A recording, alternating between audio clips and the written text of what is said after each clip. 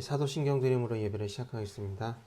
전능하사 천지를 하나님 아버지를 내가 믿사오며 그 외아의 아들 우리 주 예수 그리스도를 믿사오니 이는 성령으로 잉태하사 동정녀 마리아에게 나시고 본디오 빌라도에게 고난을 받으사 십자가에 못 박혀 죽으시고 장사한 지 사흘 만에 죽은 자 가운데서 다시 살아나시며 하늘에 오르사 전능하신 하나님 우편에 앉아 계시더라. 저리로서 산자와 죽은 자를 심판하러 오시리라. 성령을 믿사오며 거룩한 공예와 성도가 서로 통하는 것과 죄를 사하여 주시는 것과 몸이 다시 사는 것과 영원히 사는 것을 믿사옵나이다. 아멘. 오늘부터 고린도전서 강의를 시작하겠습니다. 함께 나눈 하나님의 말씀은 고린도전서 1장 1절부터 9절까지의 말씀입니다. 신약성경 263페이지 고린도전서 1장 1절부터 9절까지의 말씀입니다.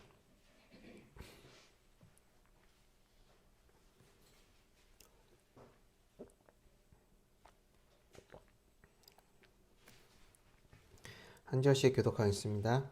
하나님의 뜻을 따라 그리스도 예수의 사도로 부르심을 받은 입은 바울과 및 형제 소스데네는 고린도에 있는 하나님의 교회 곧 그리스도 예수 안에서 거룩하여지고 성도라 부르심을 입은 자들과 또 각처에서 우리의 주 곧 저희와 우리의 주 되신 예수 그리스도의 이름을 부르는 모든 자들에게 하나님 우리 아버지와 주 예수 그리스도로 쫓아 은혜와 평강이 있기를 원하노라. 그리스도 예수 안에서 너희에게 주신 하나님의 은혜를 인하여 내가 너희를 위하여 항상 하나님께 감사하노니 이는 너희가 그의 안에서 모든 일 곧 모든 구변과 모든 지식에 풍족함으로 그리스도의 증거가 너희 중에 경복하게 되어 너희가 모든 은사에 부족함이 없이 우리 주 예수 그리스도의 나타나심을 기다림이라. 주께서 너희를 우리 주 예수 그리스도의 날에 책망할 것이 없는 자로 끝까지 경고하게 하시리라. 함께 읽겠습니다. 너희를 불러 그의 아들 예수 그리스도 우리 주로 더불어 교제케 하시는 하나님을 이쁘시도다. 아멘. 고린도전서는 바울이 고린도 교회에게 보낸 편지입니다. 바울이 이제 편지를 보내는 데는 대부분 수신되는 그 교회에 문제가 있기 때문에 그 문제를 다루기 위해서 먼저 편지를 보내고 또 더 필요하면 그 교회에 방문을 해서 직접 논하기도 했습니다. 자, 고린도 교회는 아시는 분은 아시겠지만 문제가 꽤 많은 교회였습니다. 그래서 이 편지를 보내는 목적은 미리 선작업한다고 보시면 돼요. 가서 직접 일을 다루기 전에 편지를 보내서 거기 고린도 교인들이 알아야 될 내용들을 미리 알려놓고 그 다음에 가서 직접 만나서 일을 해결해 보려는 그런 과정이라고 볼 수가 있겠습니다. 자, 1장 1절에서 이렇게 시작을 합니다. 하나님의 뜻을 따라 그리스도 예수의 사도로 부르심을 입은 바울과 및 형제 소스데네는 소스데네라는 형제는 어떤 고린도 교회와 사연이 있는 인물이지만 오늘 본문에서는 큰 역할은 없어요. 그러니까 편지에서 어떤 필요에 의해서 바울이 편지를 쓸 때 이름을 넣은 것인데 그 명확한 이유는 알 수 없고요. 그것보다 우리가 주목할 점은 바울이 스스로 자신을 어떻게 소개하냐면 하나님의 뜻을 따라 그리스도 예수의 사도로 부르심을 입었다라고 말을 하고 있습니다. 고린도 교회는 바울이 개척한 교회입니다. 이 고린도라는 도시에 대해서 살짝 알 필요가 있는데 고린도라는 그 도시의 위치가 원래 그 옛날부터 무역항으로 항구로 그렇게 유명했던 곳이었습니다. 그런데 로마에 의해서 완전히 파괴가 된 이후에 한 50년 이제 100년이 정확한 제 기억이 안 나는데 어느 정도 시간이 흐른 후에 로마가 다시 그 고린도라는 도시를 다시 건설을 했어요. 그만큼 고린도라는 곳은 무역항으로서 잘 발달되어 있던 곳이었습니다. 그런데다가 원래 지역 자체가 오래된 곳이긴 했지만 중간에 그 도시가 완전히 파괴되었기 때문에 이 당시의 고린도 교회는 좀 신도시 느낌이 난다고 할 수 있어요. 그러니까 오래된 어떤 전통적인 어떤 그런 분위기보다는 뭔가 새롭고 활력이 있고 역동적인 그런 항구 도시의 느낌이 있다고 할 수 있습니다. 그러다 보니까 이곳에 어떤 기회를 찾아온 어떤 자유민들 이런 사람들이 많이 있었고, 그리고 이 고린도 교회도 역시나 이방인들 위주로 이렇게 구성되어 있었습니다. 자, 이방인들을 있고 다양한 사람들이 모여든 곳이라는 것을 이제 대충 짐작을 할 수 있죠. 그래서 이제 여러 가지 문제가 있긴 했는데, 이 이 바울이 고린도 교회를 개척하고 한 5년 정도 지난 후에 이 편지를 보낸 걸로 알려져 있어요. 그러니까 바울이 없는 5년 사이에 복작복작 뭔 일이 많이 일어났다라고 할 수 있는 것이죠. 5년이라는 시간은 그런 일이 생기기에 충분한 시간이라고 할 수 있겠습니다. 자, 그래서 1장 1절에서 바울이 먼저 딱 짚는 점은 뭐냐면 자신이 사도로 부르심을 받았다라는 거예요. 그러니까 고린도 교회를 개척했을 뿐만 아니라 하나님의 부르심을 받은 사도로서 하나님을 대행해서 하나님의 말씀을 전한다. 이렇게 말하고 있습니다. 이렇게 말하는 데에는 다 이유가 있겠죠? 자, 이것이 어떤 문제를 다루기 전에 먼저 그들에게 필요한 어떤 하나님 말씀을 깔아놓는 것이다. 라고 말씀을 드렸어요. 그러니까 이 바울의 문장 하나하나는 다 의미가 있다라고 할 수 있습니다. 그러니까 바울이 먼저, 물론 뭐 이런 형식으로 많이 편지를 보냈을 수도 있지만, 바울이 먼저 하나님께서 자신을 세워주신 권위를 먼저 내세운다라는 거예요. 형제 소스데네를 등장시키는 이유도 우리는 알 수 없지만 어떤 필요에 의해서 등장시켰다라고도 볼 수가 있어요. 그러니까 교회 문제를 다룬다는 것은 단순히 옳은 말만 하고 이렇게 하세요 저렇게 하세요 해서 해결되는 문제가 아닙니다. 이 교회라는 어떤 특징은 물론 하나님의 통치를 받는 그런 의미도 있지만 상당히 정치적입니다. 어떤 이 그룹 안에서 어떤 파벌이 나뉘어지기도 하고 여러 가지 사람들 사이에 있을 수 있는 온갖 그런 일들이 다 일어나는 곳이에요, 교회가. 그런 교회를 바울이 지금 이렇게 권면을 하고 문제를 해결하려 하는 것이죠. 그러니까 바울도 그냥 순진한 무슨 얼굴 착하고 얼굴 하얗고 뭐 그렇게 해맑고 그런 유의 어떤 사도라기보다는 정말 뭐랄까요, 교회를 사람들을 잘 다루고 이끌 수 있는 그런 리더라고 생각하실 수 있어요. 자, 그리고 다음에 이제 2절을 말하는데 2절이 중요합니다. 왜 그러냐면 고린도 교회 그러니까 그 교회 그 구성원들을 정의를 하고 있기 때문에 그렇습니다. 이 정의가 중요하죠. 왜 그러냐면 문제가 있다 그랬어요. 문제가 있다는 것은 해결이 필요한 거죠. 문제가 있다는 것은 누구와 싸우고 있다는 것이 될 수도 있고요. 그러니까 이 문제를 해결한다는 것은 화해를 한다든지 뭔가 일치를 이루는 거겠죠. 그러기 위해서 그들의 정체성, 어떻게 고린도 교회가 부르심을 받았는지 그거를 확실히 짚어줄 필요가 있었습니다. 2절에 보니까 고린도에 있는 하나님의 교회 곧 그리스도 예수 안에서 거룩하여지고 성도라 부르심을 입은 자들, 이렇게 얘기를 하고 있습니다. 하나님의 교회는 어떤 곳이냐면 고린도 교회. 고린도 교회는 하나님의 교회고 예수 안에서 거룩하여졌다 이거죠. 그리고 성도라고 부르심을 입었다라고 얘기를 하고 있어요. 거룩해졌다라는 것은, 거룩해진다는 이 개념을 참 이해하기 어렵지만 구약을 보면은 하나님께서 거룩하게 하실 때 어떻게 하셨느냐면 구별하셨어요. 다 이 시장에서 파는 모든 물건을 막 잡화점에 이렇게 막 널브러져 있는 뭐 그런 형태가 아니라 하나님께서 자기 것을 취해서 딱 구별해 놓으셨어요. 그래서 이거는 성스럽다고 하는 거죠. 거룩하다라고 하는 거죠. 그래서 구별되게 하나님께서 부르신 거예요. 그러니까 구별된 겁니다. 따로 떼어서 구별된 거예요. 그러면 어떻게 구별되느냐? 언약으로 구별이 되는 것입니다. 하나님과 이 부르심을 입은 자들이 언약 관계가 되는 거예요. 그러니까 언약 관계가 된다는 것은 언약은 약속이잖아요. 그러니까 하나님은 우리 하나님이 되고 우리는 하나님의 백성이 되는 그 관계인데, 그렇기 때문에 특별한 관계인데 이 약속이기 때문에 여기 이 사이에서는 서로 간에 의무가 생기는 거예요. 그래서 거룩해졌다, 또 성도다, 이 말은 부르심을 입었다, 이런 말은 이 고린도 교회가 하나님의 구별돼서 거룩해졌고, 그래서 그들을 향해서 하나님이 의무를 요구하신다, 이렇게 그 이면에 그런 의미가 있다라고 볼 수가 있어요. 그리고 또 한 가지가 있는데, 또 각처에서 우리의 주, 곧 저희와 우리의 주 대신 예수 그리스도의 이름을 부르는 모든 자들에게라고 얘기를 하죠. 여기서 고린도 교회만 얘기하는 것이 아니라 각 처에 있는 교회들을 말을 하고 있어요. 고린도 교회에게 보낸 편지지만 그 고린도 교회의 정체성을 설명할 때 무엇을 얘기하냐면, 다른 곳에 있는, 각 처에 있는 우리와 같이 부르심을 입은 모든 자들을 언급하고 있어요.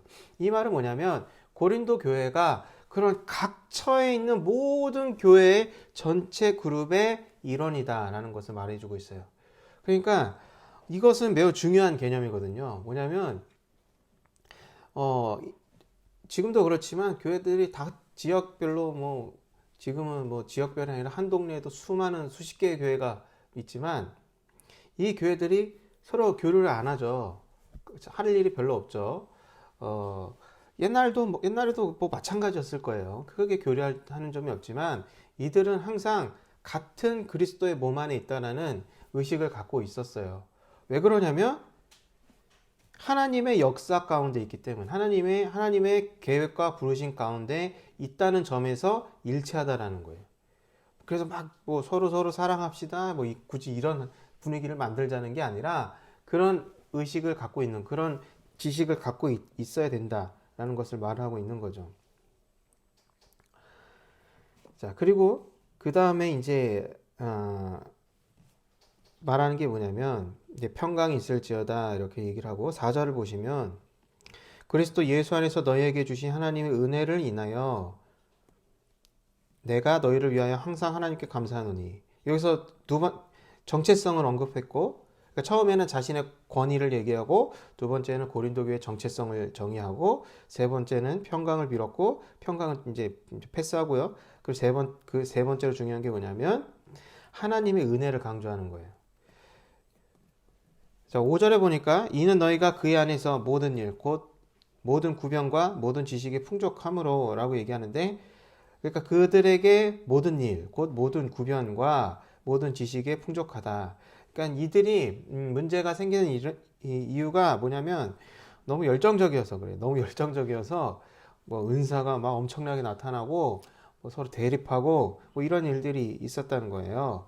그래서 모든 일, 너희들에게 있는 은사들, 그 모든 은사들과 어떤 열정이나 그런 모든 것들, 그것을 4절에서 말하니까 4절에서 뭐라고 말하느냐면 하나님의 은혜로 인하여 주어진 것이다 라고 얘기를 하는 거예요. 이것을 이유가 있어서 얘기를 하는 거죠. 왜 그러냐면 어떤 은사가 됐든 그것은 하나님의 은혜로 인하여, 그러니까 하나님이 주셨기 때문에 가지게 되었다라는 거예요. 주어졌다라는 것입니다. 그 왜 얘기하겠어요? 문제가 있기 때문에 얘기를 하는 거죠. 누군가는 내가 모든 구변과 모든 지식이 풍족하다. 나는 방언을 하고 예언을 하고 뭘 하고, 나는 어떤 소그룹의 리더고 이런 일들에 있어서, 또는 부자이거나 이런 일들에 있어서 바울이 얘기하는 건 뭐냐면 모든 것은 하나님이 주셨기 때문에 너희가 그렇게 가질 수 있는 것이고, 그래서 하나님께 감사해야 한다라고 얘기를 하는 거예요. 그러니까 여기서 직접적으로, 이제 앞으로 직접적으로 얘기하겠지만 이미 너희들의, 그러니까 교회로서 알아야 하는 점, 그런 점을 밑바탕에 깔고 있는 거예요. 하나님이 주셨기 때문에 은사도 있는 것이다 라고 얘기를 하죠. 또 7절에 보시면 너희가 모든 은사에 부족함이 없이 라고 얘기를 하고 있는데, 은사라는 말을 직접적으로 얘기를 하죠. 그런데 은사에 부족함이 없는 교회예요. 이 교회는 아주 엄청난 교회죠.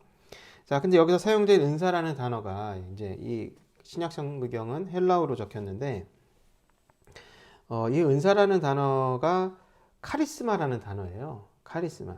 우리가 또 이제 많이 쓰죠. 카리스마가 있다. 근데 이 카리스라는 단어에서 카리스마가 나오는 거예요. 그러니까 카리스가 나타났다라는 거예요. 카리스마가. 그러니까 카리스는 뭐냐 그러면 은혜입니다. 은혜의 나타남이라는 뜻에서 카리스마라는 거예요. 그러니까 여기서 그런데 12장 1절에서는 신령한 일이라고 이제 은사를 이제 다른 말로 신령한 것이라고 이렇게 말을 하는데 거기서 사용된 단어는 푸뉴마티카라는 단어인데 성령을 헬라어로 뭐라 그러냐 푸뉴마라 그래요. 푸뉴마. 그러니까 푸뉴마티카는 푸뉴마에서 파생된 단어라는 이제 알 수 있겠죠?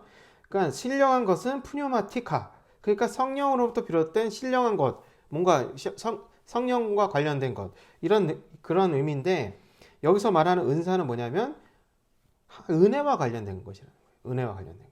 왜 이렇게 다른 단어를 사용하느냐면 얼마든지 이 은사라는 단어를 푸뉴마티카라고 말할 수 있지만 카리스마라고 말을 하는 까닭은 카리스, 즉 은혜와 관련되어 있기 때문에 얘기를 하는 거예요. 그러니까 자기 것으로 생각하지 말아라. 어떤 자신의 개인 사사롭게 어떤 이익을 위해서 유익을 위해서 또는 어떤 개인을 선전하기 위해서 그렇게 사용할 수 있는 것이 아니다라는 것은 이렇게 암시로 말하고 있는 것입니다. 그 다음에 또 말하는 것이 뭐냐 6절에 보니까 그리스도의 증거가 너희 중에 경고케 되어 이 경고케 되어 너희 중에 경고케 된다. 그리스도의 증거가 너희를 경고케 한다라는 거예요. 그러니까 은사의 목적도 뚜렷한 거예요. 개인적으로 사사롭게 어떤 목적이 있는 것이 아니라 견고케 한다는 것. 그러니까 믿음을 견고케 하는 것이죠. 왜 그러냐면 어떤 믿음이냐면 7절에 보니까 하반절에 우리 주 예수 그리스도의 나타나심을 기다림이라. 이것도 매우 중요한 거예요. 또 짚어주고 있는 거예요. 뭐냐면 첫 번째는 이제 바울의 자신의 권위와 교회의 정체성. 이제 여기서 이제 좀 추스려 보면 교회의 정체성, 자기들이 어떤 존재라는 것을 아는지 이것이 먼저 제일 중요한 것이고 두 번째는 뭐냐면 하나님의 은혜. 그들의 가진 것은 모두 하나님께서 은혜로 주신 거라는 거. 이 두 가지 사실이 핵심적으로 이제 깔아놓은 것이고 세 번째는 너희들이 개별적으로 있는 하나님의 어떤 세운 교회가 아니라 전체 그룹 중에 교회 중에 일부라는 것. 이건데 왜 이것을 알아야 된다 그랬어요? 서로 교제하기 위해서, 교류하기 위해서 그런 것이 아니라 하나님의 크신 역사 가운데 일부라는 사실. 그것을 알게 하기 위해서 이 세 번째 그 전체 교회 일부라는 것. 이것을 알아야 하는 지식이 필요하다는 것이고 그리고 네 번째는 뭐냐면 그리스도께서 오실 날을 기다리고 있다라는 거예요. 이 사실. 그리스도의 재림을 기다리고 있다. 이게 왜 중요하냐면 왜 그렇게 싸우죠? 싸운다는 말은 없었지만 어쨌든 왜 이렇게 막 분쟁이 있고 문제가 생기는 거죠? 내일 달이 떨어져서 지구를 멸망시킨다고 해봐요. 아니면 엄청난 소행성이 지구에 떨어져서 내일 모두 우리 다 이제 하나님 나라로 간다고 생각을 해봐요. 그러면 문제가 있을 수 있겠어요? 내일은 너무 짧고 한 달 정도 후에 그러면 문제가 지금 현재 막 그런 뜨거운 감자가 되는 그런 문제들이 어떻게 되겠어요? 중요한 문제일까요? 중요한 문제가 아니죠. 예, 마찬가지예요. 예수님께서는 다시 오신다고 하셨어요. 그런데 우리가 너무 현재에만 몰입하고 있으면 그것을 잊어버리는 거예요. 잊어버리고 정말 무엇이 더 중요한지 그것을 놓치게 된다는 것입니다. 정말 중요한 게 뭐냐라는 거예요. 정말 중요한 거는 예수께서 다시 오신다는 것이고 그리스도의 증거로서 그런 믿음을 경고케 한다라는 거예요. 그렇게 하기 위해서 우리를 교회로 부르셨다라고 말을 하고 있는 것입니다. 그래서 8절에 궁극적으로 교회의 목적이 뭐냐면 주께서 너희를 우리 주 예수 그리스도의 날에 책망할 것이 없는 자로 끝까지 견고케 하시리라. 이런 공동체가 바로 교회라는 거예요. 책망할 것이 없는 자로 경고케 하시는 것, 이것이 우리를 향한 하나님의 뜻이에요. 그러니까 그것을 위해서 은사가 있으면 은사가 필요한 것이고 교제를 하면 교제가 필요한 것이고 하는 것이지 다른 것들은 그 목적에서 벗어나면 나쁜 일만 생길 수가 있다라는 것이죠. 그래서 9절에 보니까 너희를 불러 그의 아들 예수 그리스도 우리 주로 더불어 교제케 하시는 하나님은, 여기서 우리 주로 더불어 교제케 한다 그랬잖아요. 여기서 교제한다는 게 그 대상이 하나님인지 그 교회 성도들인지 불분명해요. 문장만 보면은. 그러니까 여기서는 그리스도 또는 하나님과 교제하려고 우리 부르셨다라고 말도 되고, 서로 우리 교회가 성도들끼리 교제하라고 부르셨다고 해도 말이 돼요. 그러니까 문장은 형태로 보면 그렇다는 거예요. 그런데 이거를 둘 중에 하나로 꼭 결정할 필요가 없거든요. 왜냐하면 우리를 향한 하나님의 뜻은 우리를 물론 개인적으로 부르셨지만 이렇게 우리를 이 공동체로 부르셔서 어떻게 하신다고 했어요. 마지막 8절에 그리스도의 날에 책망할 것이 없는 자로 끝까지 경고케 하려고 우리를 부르셨잖아요. 그러니까 이 교회 안에 있는 교제라는 것이 뭐냐면 1차적으로는 하나님과의 교제지, 개인적으로 하나님과의 교제지만 또한 성도들 간의 교제이기도 하다라는 것입니다. 자, 그래서 1장 1절부터 9절은 각 절별로 아주 중요한 내용을 이렇게 깔아놓고 있는 거예요. 그러니까 본론으로 들어가기 전에 우리 교회가 알아야 할 점, 그리고 고린도 교회만 알아야 되는 것이 아니라 모든 교회가 잊지 말고 알아야 할 점을 여기서 말하고 있다라는 거예요. 자, 그러면 우리에게 말을 해주고 있는 것은 뭐냐? 일단 첫째로 뭐냐면 우리가 전체 교회의 일부라는 사실이에요. 전체 교회 일부라는 사실. 그렇기 때문에 우리가 고양시 연합, 교회 연합회나 이런 데 열심히 참여해야 된다. 그런 뜻으로 말씀드리는 게 아니라, 그건 뭐 해도 그만 안 해도 그만인데, 그게 아니라 온 우주적인 교회, 역사를 막론하고 온 우주적인 교회의 일부라는 사실, 그걸 우리가 각자가 다 알고 있어야 된다는 거예요. 하나님은 그렇게 교회를 부르셨어요. 우리는 모르죠. 다른 교회에 무슨 일이 일어나는지 몰라요. 모르지만 그거는 우리가 몰라도 돼요. 그렇지만 우리가 그들과 하나의 교회로 하나님께서 부르셨다는 거예요. 그리스도의 몸의 일부라는 사실은 잊지 말아야 돼요. 왜 그러냐면 이것이 의미하는 바는 뭐냐면 하나님의 역사 가운데 우리가 속해 있다라는 거예요. 속해 있다라는 거예요. 우리가 큰 교회를 다니고 대형 교회를 다니고 어떤 이름 있는 교회를 다니고 세계적인 어떤 명성 있는 그런 교회를 다니고 그러면 어떨 것 같아요? 기분이가 좋겠죠? 뭔가 자부심이 들고 우리 교회는 이런 일도 하고 저런 일도 하고 우리 교회가 파송한 선교사가 몇백 명이나 되고 우리 교회는 막 이런 거지 각 제3세계 어디에 막 교회를 세우고 그런 일들을 듣고 우리 가운데 우리 교회 가면 막 바이블 아카데미 있고 뭐 결혼도 시켜주고 부모 교육도 시켜주고 뭐 별거 다 시켜주고 막 너무 문화센터도 필요 없는 아이들도 너무 키즈 카페 못지않은 그런 좋은 시설이 있고 그런 교회를 다니면 자부심이 들고 그죠? 높은 그 예배당의 천장을 보면서 거룩하다 이런 느낌도 들고 그죠? 그렇지 않겠어요? 네. 그렇지만 이렇게 퀴퀴하고 좁고 천장도 낮고 지하에 있고 틈만 나면 거미들이 나와서 집을 짓는 그리고 가끔 습해지면 곱덩이도 나타나서 깜짝 놀래키는 까꿍 하고 나타나고 그런 교회에 있는 우리 교회는 자부심이 드십니까? 자, 어떤 자부심이나 우리가 느끼는 그런 걸 말씀드리는 것이 아니라 하나님의 역사 가운데서는 큰 교회나 작은 교회나 쓰임이 다를 뿐 하나님의 역사 가운데 일부라는 사실에 대해서는 똑같다라는 거예요. 그러니까 하나님의 역사 가운데서는 크게 부르셨건 작게 부르셨건 세모나게 부르셨건 네모나게 부르셨건 상관이 없다는 거예요. 우리끼리 누가 더 잘나냐고 따질 만한 이유도 없다는 것이죠. 왜 그러냐면 우리는 모르잖아요. 우리는 하나님의 역사 가운데 있는 점에 불과할 뿐이에요. 그 교회가 세계적인 교회가 됐든 무슨 교회가 됐든 큰 의미가 없어요. 우리는 하나님의 교회 역사 가운데 그냥 속해 있을 뿐이라는 것이죠. 그렇다면 우리 개인으로서는 어떨까요? 마찬가지죠. 우리도 마찬가지예요. 우리도 그런 하나님의 역사 가운데서 속해 있는 거예요. 속해 있다라는 것은 어떤 의미냐면 의미가 있다라는 것이죠. 의미가 있다라는 거예요. 내 어떤 외모나 내가 가진 것이나 내가 세상에서 사회적 지위나 재산이나 평판이나 이런 것과 상관이 없어요. 하나님께서 보실 때는 나라는 사람은 어떤 사람을 불렀어요? 8절에 있는 것처럼 우리 주 예수 그리스도의 날에 책망할 것이 없는 자로 그렇게 만들기 위해서 우리를 부르신 거예요. 그런 점에서 모두가 의미가 있는 거죠. 그리고 모든 성도의 삶에도 그런 의미가 있는 거예요. 간혹 열정이 있는 성도님들은 내가 무엇을 해야 하지 않는가 그렇게 생각을 하곤 합니다. 내가 하나님 앞에 뭔가를 해야 되지 않을까? 내 인생을 통해서 하나님께 영광을 돌릴 수 있도록 뭔가를 해야 하지 않을까? 그런 열정을 가지신 분들도 많이 계세요.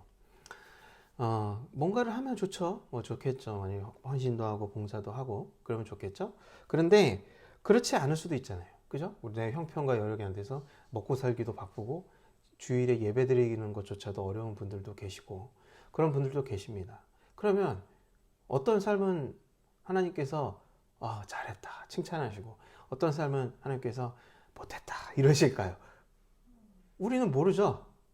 근데 모르는데 그것이 우리 삶의 어떤 공로로서 판단이 될까요? 그렇게 하나님께서 마지막 날에 그걸 가지고 책망할 것이 없는 자라고 말씀하실까요? 그러실 것 같진 않죠. 그죠? 그렇다면은 우리의 믿음도 행위 위주로 해야 되겠죠? 그죠? 여러분 상급이라는 것을 어떻게 생각하십니까? 하나님께서 내가 이제 살아있는 동안 육체로 살아있는 동안 열심히 하나님 봉사하고 또 최고의 상급 전도를 열심히 해가지고 100명 1000명 채워가지고 이렇게 하나님 앞에 가면은 하나님이 너는 책망할 것이 없노라 이러면서 안심시켜주면서 VIP 라인으로 그죠? 이코노미가 아니라 그죠? VIP 프레스티지 라인으로 먼저 하나님 나라에 선입장할 수 있도록 그렇게 하나님께서 배려를 해주실까요? 그렇다고 보십니까? 예. 아니면 그런 결과물이 아니라 마음을 보실까요? 근데 마음이라는 것도 어떻게 판단을 하죠? 그죠? 여러분 상급이라는 것은요 사실 의미가 없어요. 상급을 위해서 우리는 뭔가를 하는 게 아니에요. 상급은 이미 약속되었잖아요. 하나님 나라죠. 하나님 나라. 상급이라는 것은 상급을 받기 위해 뭔가를 하는 게 아니라 상급을 주셨기 때문에 그것에 대한 합당한 응답으로서 하나님께 할 뿐이에요. 응답을 할 뿐이에요. 내가 이 생의 삶에서 잘하고 잘못하고 했어서 하나님 나라에서의 주택의 질이 바뀌는 게 아니라고요. 입지가 바뀌는 게 아니라고요. 그렇게 생각하신다면 그거는 매우 오해하시는 거고 그렇게 생각을 하신다면 당연히 그럼 행위 위주로 해야 되는 거죠. 근데 이거를 역이용하시는 분도 분명히 있어요. 그죠? 행위가 아니고 행위도 필요 없고 상급도 특별히 없으니 나는 그냥 믿음만 있으면 되지? 라고 생각하시는 분도 있는데 행위가 없는 믿음은 믿음일까요? 그죠? 이거를 역이용할 수도 없다라는 거 그것도 기억하시고요. 그러니까 난 믿음만 있으면 돼. 그냥 믿음만 간직하면 되지. 나는 특별히 할 것도 없는데 나 먹기도 바쁜데 이렇게 그냥 소극적으로 생각하는 것도 분명히 잘못된 태도입니다. 하나님께서 은혜를 주셨고 하나님께서 은혜를 주셨어요. 그럼 은혜를 주시면 가만히 있는 게 이상한 거예요. 은혜라는 것은 반응을 일으키고 변화를 일으키는 거죠. 그래서 어떻게 만들고 싶은 거예요, 하나님은? 그리스도의 날에 책망할 것이 없는 자로. 지금 보세요. 자신을 돌아보면 책망할 것이 없는 자입니까? 책망할 것이 있는 자입니까? 우리 모두 다 책망할 것이 있는 자죠. 그죠? 법적으로는 예수 그리스도에 의해서 책망할 것이 없다고 선포되었지만 그것이 만들어내는 효과는 뭐냐면 책망할 것이 없는 자로 만든다라는 거예요. 그러니까 이것을 은혜라는 것을 제대로 이해했다면 당연히 올바른 응답이 나올 수밖에 없는 것이죠. 그것은 책망할 것이 없는 자로 하나님께서 하나님의 뜻에 따라 순종하는 자가 되는 것. 그것이라는 거예요. 그러니까 생각을 바꾸셔야 돼요. 내가 어떤 헌신이나 봉사로 하나님께 은혜를 받겠다. 또는 소원을 성취하겠다. 그거는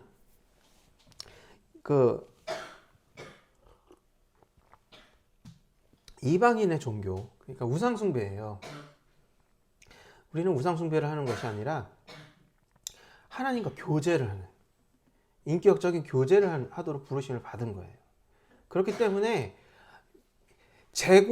이 밀당을 할 필요가 없어요. 그죠? 밀당을 하고 재고 이럴 필요가 없는 거예요. 하나님 말씀에 비춰서 그것이 옳은 거라면 옳은 것이고 틀린 거라면 틀린 것이죠. 물론 지혜롭게 할 필요가 있겠지만. 그래서 이런 점에서 볼 때 우리는 하나님의 구원의 역사 속에서 유의미한, 그러니까 의미 있는 존재라는 것, 이걸 말씀드리고 싶습니다. 제가 지난주 베드로전서 마지막 5장 마지막 단락을 이렇게 설교를 하면서 힘들었다고 말씀을 드렸잖아요. 염려를 하나님께 다 맡기라고 했는데 이 베드로전서의 맥락은 고난이잖아요. 처음부터 그 성도들을 나그네라고 불렀죠. 그러니까 고난을 당연시 여기고 있는 거예요. 고난의 여정 위에 있는 교회에게 향해서 마지막에 뭐라고 얘기하냐면 하나님께 모든 염려를 맡겨라. 그러면 주가 돌보실 것이다. 이렇게 말을 했거든요. 근데 그 말씀이 제가 참 소화하기가 어려웠어요. 왜 그런지 지난주에 말씀드렸는데 고통 가운데 있는 사람이 항상 고통스럽지는 않거든요. 왜 그러냐면 고통에 적응하게 되고요. 또 적응한다. 그러니까 또 망각을 하게 되죠. 다른 데 집중을 하게 되고 지금 현재 고통을 잠시 잊게 되는, 그렇게 사람은 살 수밖에 없다라는 거예요. 끊임없이 고통을 당하면 살 수가 없었죠. 정신이 나가버리겠죠. 아니면 쇼크사가 오겠죠. 그래서 사람은 원래 그렇단 말이에요. 그러니까 저희 집안에 있는 어떤 그런 큰 문제가 있는데 그 문제를 제가 맨날 골치 아프게 살고 막 걱정하고 근심하고 그러지 않아요. 잊고 살고 현재에 집중하면 살죠. 그런데 그 말씀을 준비하기 위해서 고난 중에서 이 말씀을 듣는 사람이 어떻게 받아들일까 생각하다 보니까 제게 원래 있던 고통을 끄집어서 막 긁어봤단 말이에요. 건드려 봤단 말이에요. 상처를 막 건드려 보면서 내가 이 말씀을 어떻게 받아들일까? 어떻게 받아들일 수 있지? 라고 생각을 해봤더니 너무 어렵다라는 것이죠. 그런 점에서 어렵다라는 거예요. 그런 점에서 어렵다. 그냥 아무 생각 없이 살래요 하고 그래요 그냥 하나님께 다 맡길래요 이런 의미가 아니라 막 너무 쓰리고 아리고 아픈데 하나님께서 모든 염려를 하나님께 맡겨라 했을 때 그 말이 어떻게 들리겠는가, 이거를 어떤 뭐랄까요 공감을 하고 싶었던 거예요 저는. 그래서 내린 결론은 뭐냐면 정신이 하나도 없어서 그런 걸 받아들일 마음의 여유가 전혀 안 생기더라 라는 것입니다. 그럼에도 불구하고 그 말을 받아들일 수 있는 이유는 뭐냐면, 물론 베드로전서에서도 많은 얘기를 했지만 저는 오늘 고린도전서 오늘 첫 번째 단락에서도 발견을 하는 거예요. 뭐냐면 우리는 미래를 모르죠. 미래를 모르고 그 미래에 불행한 일이 언제든지 닥칠 수 있다는 걸 알고 있어요. 그게 불시험같이 오더라 하더라도 이상히 여기지 말라고 베드로전서에서 얘기를 했잖아요. 그러니까 그거는 이상한 일이 아닌 거예요. 그런데 거기에 너무 몰두하게 되면 되게 허무하게 돼요. 나는 복 받으려고, 그러니까 건강하게 잘 살고 행복해지려고 하나님을 믿었는데, 그래서 어쨌든 뭐 내면의 상처든 뭐든 이런 것도 해결하고 어떤 아름다운 미래를, 행복한 미래를 위해서 하나님을 믿는데 그 미래를 하나님께서 그 미래에 불행한 일이 닥칠 수 있다고 생각을 하고 그것에 몰두를 하게 되면은 하나님을 믿기가 어려워지죠. 믿을 수가 없죠. 그쵸? 하나님이 날 염려를 맡기라고 돌보실 거라고 했는데 그 돌보심이라는 게 막 뭐 큰 병이거나 뭐 경제적인 파산이거나 뭐 사업이 망한다거나 그런 거라면 그러면은 힘들지 않겠어요? 많이 힘들지 않겠어요? 근데 그런 일이 있을 수 있어요, 없어요? 있을 수 있죠.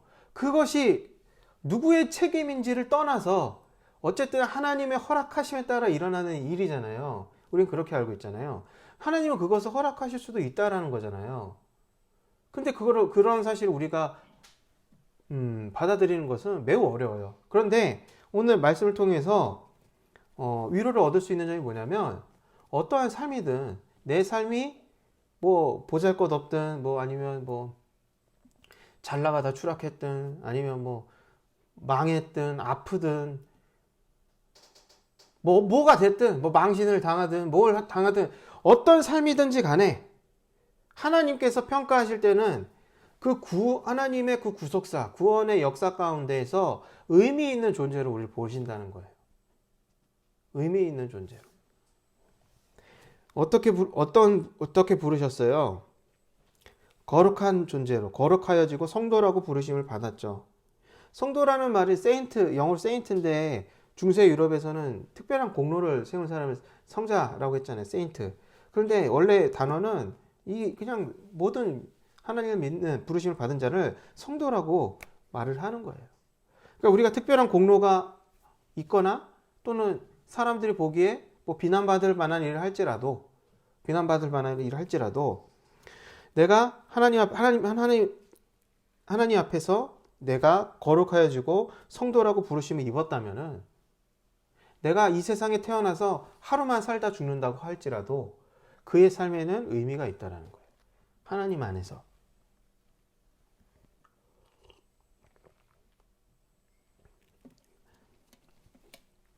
죽기 전 3일 전에 예수를 믿어도 그 삶도 의미가 있다는 것이죠. 그러니까 우리가 생각하는 평가와 하나님이 생각하시는 평가, 책망이 할 것이 없다. 이것은 당연히 다를 수밖에 없는 거예요. 그래서 우리에게 위로를 주는 것입니다. 그래서 마지막에 9절 마지막에 뭐라 그래요? 하나님은 뭐라 그러죠? 미쁘시도다. 미쁘시다라는 말 신실하다는 거예요. 이 사람과 이 하나님의 차이가 많은데 성경을 보면 그 중에 뚜렷하게 나타나는 것 중에 하나가 뭐냐면 이 미쁘심이에요. 미쁘심, 신실하심의 반대는 뭘까요? 우리인데 우리는 어떻죠? 하나님은 신실하세요. 그럼 사람도 신실할까요? 사람은 이 신실하다는 것은 일관성 있게 하나님께서 약속을 지키시는 거잖아요. 그 반대는 뭐냐면 변덕스러운 거예요. 변덕. 그렇다면 하나님은 신실하시고 우리는 변덕스럽다는 거죠. 그거는 성경에 읽어보면은 계속 반복해서 나오죠. 맨날 나오죠. 사사기도 그렇고 뭐 처음부터 끝까지 거의 거진다 그렇잖아요. 그죠? 하나님은 일관되게 미쁘시다. 하나님의 약속은 하나님께서 신실하시게 지키고 계신다. 어떤 피조물의 어떤 변덕스러움과 상관없이. 그래서 우리가 하나님을 믿을 수가 있는 거예요. 반면에 사람은 변덕스럽다라는 거예요. 다른 사람이 변덕스러운 게 아니라 내가 변덕스럽다는 뜻이에요. 우리 자신이 변덕스럽다는 뜻이죠.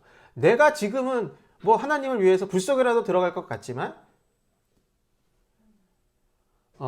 어떤 때에는 찬물에 손도 담그기 싫을 때도 있을 수 있다는 거죠. 그렇게 우리는 변덕스러운 거예요. 그러니까 우리는 우리 자신을 믿을 수가 없어요. 왜? 변덕스럽기 때문에. 하지만 하나님은 미쁘시죠. 일관되시죠. 신실하시죠. 그래서 하나님을 믿을 수가 있다고 성경이 말을 하고 있는 거예요. 그러니까 우리가 생각하는 우리 자신에 대한 평가, 세상이 나를 평가하는 것은 중요하지가 않아요. 왜? 그것은 변덕스럽기 때문에. 중요한 것은 미쁘신 하나님의 평가예요.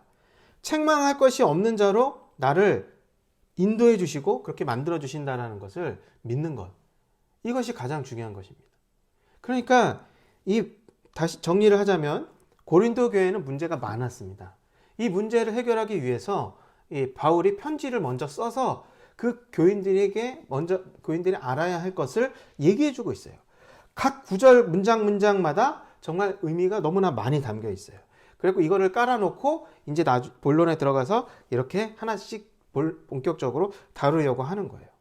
그런데 우리에게도 마찬가지로 이 1절부터 9절까지의 내용은 매우 중요합니다.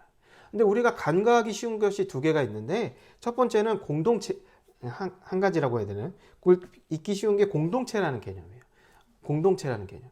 왜냐면 우리는 개인적으로 하나님을 생각하고 이런 것에 익숙하지만 이 그룹으로서, 공동체로서 또 우리 교회가 아닌 다른 교회까지, 그러니까 온 역사를 더불어, 온 우주를 더불어 하나의 교회, 이런 개념을 우리가 의식하기가 어렵단 말이에요. 그런데 우리는 이 사실 잊지 말아야 해요. 왜 그러냐면 그것이 의미하는 바는 그 역사 가운데 우리가 속해 있다는 것을 의미하기 때문에 그런 거예요. 그리고 우리가 그 역사를 의식할 때에 우리의 삶도 거기서 의미를 찾을 수가 있다는 것이죠.